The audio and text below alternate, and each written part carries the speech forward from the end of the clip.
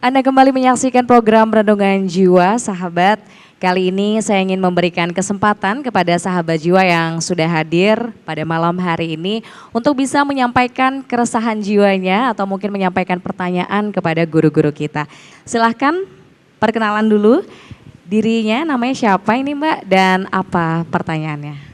Oke, Assalamualaikum Ustadz dan semuanya. Waalaikumsalam warahmatullahi wabarakatuh. Sebelumnya izinkan saya cerita sedikit dulu sebelum saya bertanya apa yang akan saya tanyakan. Namanya siapa Kak? Jingga. Jingga, oke, Masya Allah. Oke, jadi sebelumnya saya berlatar belakang dari keluarga yang broken home sejak kecil. Dari latar belakang itu membuat saya jadi seorang yang keras kepala. Jadi orang-orang sekitar saya, bahkan orang tua saya pun mengakui bahwa saya anak yang keras kepala. Saya menyadari bahwa untuk perempuan bagaimana bisa berdiri di kaki sendiri itu dengan pendidikan. Maka dari itu saya senang membaca, saya juga senang dengan banyak teori yang logis. Nah, sekeras-kerasnya saya sayang dengan ayah saya. Namun September lalu ayah saya meninggal dan itu membuat saya sangat shock karena ayah saya nggak sakit pertama. Ayah saya alhamdulillah setiap tahun tuh di medical check up dan kesehatannya sangat amat sehat dan umurnya juga masih 51 tahun. Itu benar-benar buat saya shock karena pada hari itu saya sedang di orang tua saya yang di Garut. Jadi jauh dari sini. Ayah saya tuh selalu mengajarkan ke saya bahwa di dunia ini tidak akan ada yang menolong kamu selagi itu manusia. Jadi saya benar-benar berprinsip bahwa hidup sendiri, maka dari itu saya selalu belajar sampai akhirnya saya bisa membanggakan ayah saya dengan mendapatkan beasiswa. Saya juga agak meragukan belajar saya karena saya pernah membaca buku seperti ini, isi kutipan bukunya. Surga adalah janji palsu untuk orang-orang yang tidak beruntung di dunia. Dan saya juga banyak membaca buku soal logika mistika.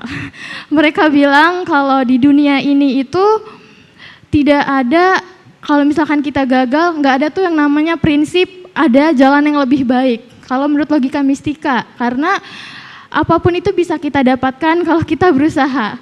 Dan buku itu jujur membuat pikiran saya semakin lama semakin logis yang pada akhirnya banyak pertanyaan tentang Islam atau tentang agama yang tidak bisa dijawab atau nggak masuk ke logika. Tapi saya juga sadar Ustadz bahwa saking besarnya karunia Allah sampai manusia tuh kadang terlalu lemah untuk menjawab pertanyaan-pertanyaan tersebut. Saya juga sadar.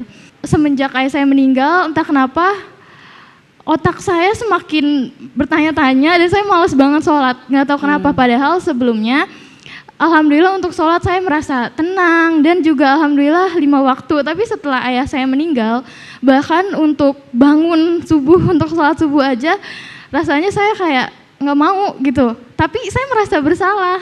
Tapi rasanya untuk sholat tuh berat, mungkin karena saya sakit hati juga dengan beberapa buku yang membuat saya bertanya-tanya dan saya nggak bisa jawab, padahal juga saya sadar bahwa saya manusia lemah yang tidak akan bisa menjawab, tapi nggak tahu kenapa berat banget untuk sholat. Jadi pertanyaan saya adalah kenapa di saat yang sangat berat yang seharusnya saya mendoakan orang tua saya, kenapa saat itu juga yang bikin saya malas untuk sholat, padahal saya sayang sekali dengan ayah saya. Sekian dari saya. Wassalamualaikum warahmatullahi wabarakatuh. Waalaikumsalam warahmatullahi wabarakatuh. Kita sudah menangkap pertanyaannya Mbak Jingga. Turut berduka ya Mbak atas kehilangan ayah. Langsung saja mungkin kami persilahkan kepada Ustadz Ridho untuk bisa menjawab. Bismillah. Saya izin boleh tanya, Mbak sayang sama ayah? Sayang. Banget? Banget. Nah, kalau memang sayang sama ayah, harusnya kita punya kesadaran iman, bukan logika. Iman, bahwa saya harus nganterin cahaya ke dalam kubur ayah saya setiap hari, sebagaimana yang disampaikan sama Nabi ketika ada seorang anak beristighfar untuk ayahnya, maka Allah akan hujani ayahnya dengan atau ibunya dengan cahaya-cahaya istighfar dari anak-anaknya. Jadi kalau kita cermati nih Mbak Indi, ada tahapan setan itu menggelincirkan beliau sampai akhirnya dicabut kesenangan dan kenikmatan untuk ibadahnya. Dimulai dari luka awal saat beliau masih mungkin kecil atau remaja, rumah tangganya orang tuanya dipisahkan. Itu luka. Akhirnya baca banyak hal yang nyatanya salah, ke kiri itu. Akhirnya mindsetnya lebih ke arah sekuler. Bukan mendekatkan sama Allah, tapi justru malah membuat jurang yang semakin dalam dan jauh bahwa kok Allah tuh ya setega itu sama aku. Aku tuh lagi sayang-sayangnya sama orang tua aku, kenapa dipisahkan sama Allah? Yang satu jauh di sana, yang satu jauh di sini. Aku tuh pingin seperti anak-anak yang normal lainnya yang ketika pengen curhat cerita sama orang tua, dua-duanya ada. Tapi itu nggak terucap. Dipendam dalam jiwanya beliau bertahun-tahun. Makanya menganggap bahwa saya bisa berdiri dengan diri saya sendiri dengan banyak memasukkan informasi dan ilmu pengetahuan yang nyatanya bukan semakin membuat Mbak jadi akhirnya kuat, tapi justru malah melemahkan, bukan fisik dan kaki, tapi hati karena terlalu mengikuti logika yang banyak salahnya. Nah, dari sini Allah mengatakan illa man taba wa amana wa amilan amalan salihat. Di surat Al-Furqan, Allah mengatakan yuk mulai kita refleksikan diri kita. Bagaimana caranya? Kalau kita betul sayang sama ayah, sayang sama ibu, maka tidak ada kebaikan yang bisa kita bayar bagi orang tua kita kecuali dengan setiap tetesan amal soleh yang kita kerjakan. Itu pertama. Kenapa? Karena kita nggak akan pernah bisa membayar jerih, lelah, capek dari orang tua kita, terutama ayah. Dulu kita bisa sekolah, kita bisa belajar, punya pakaian, walaupun harus terpisah secara jasad, secara raga, tapi ternyata ayah masih terus tetap memberikan rezeki-rezeki dan sebagian dari apa yang beliau dapatkan untuk kita kan. Maka saat beliau wafat, kewajiban kita menggerakkan hati kita kembali bahwa saya itu gak akan pernah ada di muka bumi ini tanpa adanya ayah.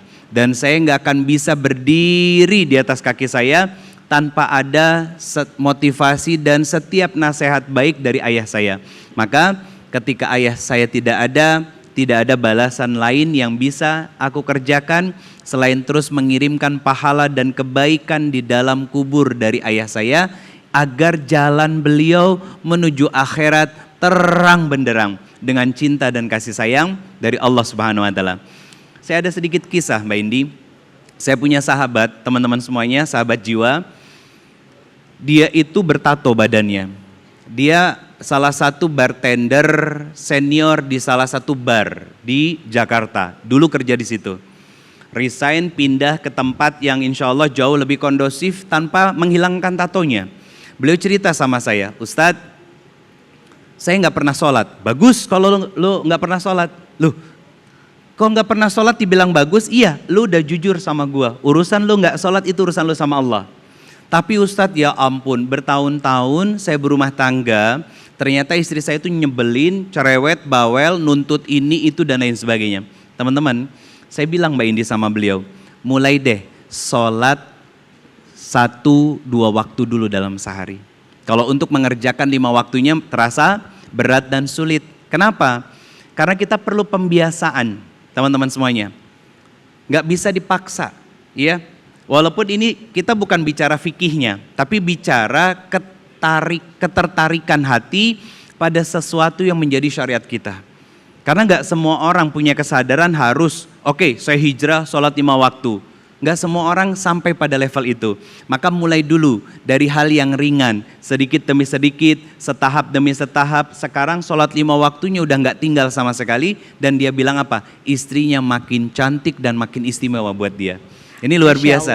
Saya berharap jadi pelajaran juga buat Mbak Jingga, paksa badan, tundukkan logika kita kepada hati dan iman kita bahwa saya seorang hamba, Allah minta saya ibadah, Masa iya Allah udah ngasih saya hidup, tapi kita nggak mau berterima kasih sama Allah dan sama orang-orang di sekitar kita lewat ibadah yang kita kerjakan, terkhusus sholat. Masya Allah, jadi pilihannya ada di diri kita sendiri ya, dan semoga Allah melindungi kita semua, amin amin ya rabbal alamin. Begitu ya Mbak Jingga.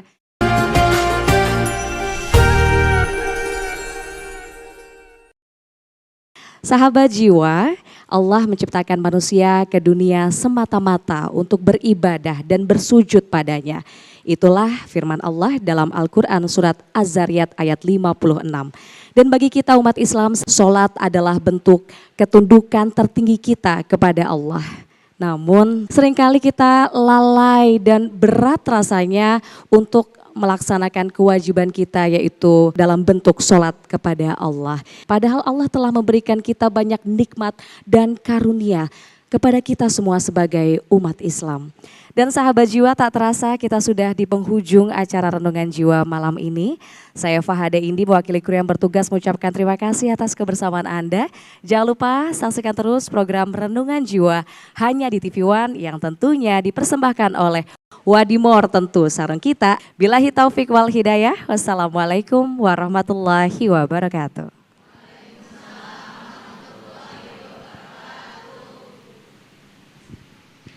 Baik, para jamaah, mari kita angkat kedua tangan kita memohon kepada Allah yang Maha Agung dan Maha Tinggi. Astaghfirullahalazim wa atubu ilaih. Astaghfirullahalazim wa atubu ilaih. Astaghfirullahalazim wa atubu ilaih.